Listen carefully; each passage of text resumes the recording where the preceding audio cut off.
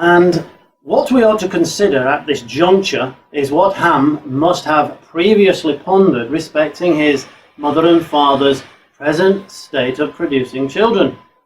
At the time of Ham's awful scheming, Noah was about 603 years old, and it's not about his age that there's an issue, for Noah lived to 950 years of age.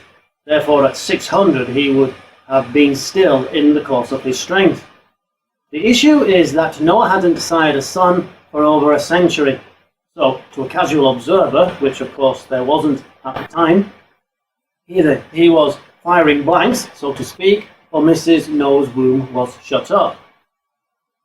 Ham's shame of what he did was greatly counteracted by the thought of his offspring, at least not missing out on the world, or at most, more sinisterly, his offspring outright ruling the world. So, should his mother's womb have been sealed, then he'd be left with solely the shame to the uttermost. But was Mrs. Noah birthing daughters all the while? Well, to support this notion, at the blessing of Noah and his sons, God seemingly tells them all to multiply.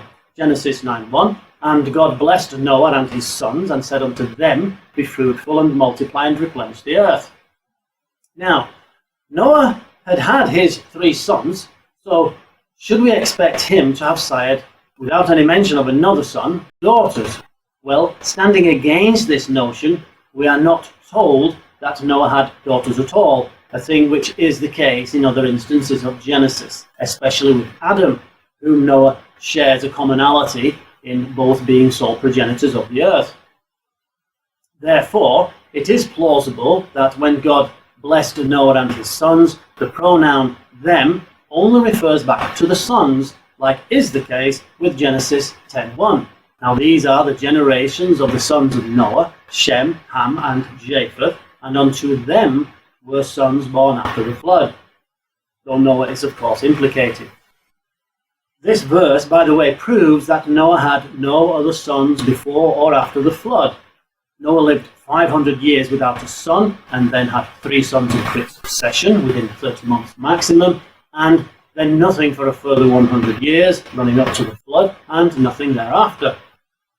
Wherefore, Ham was all but certain that God had restrained Noah's siring capabilities, rather than sealed up Mrs. Noah's womb. So by going in unto his mother the way that he did, meant all too evidently that should she get pregnant, then the baby would definitely be his. I shall be uploading the entire series of Ham is the father of Canaan, but I thought that Noah was. If, however, you would like to purchase the book or ebook, then these options are available on Amazon.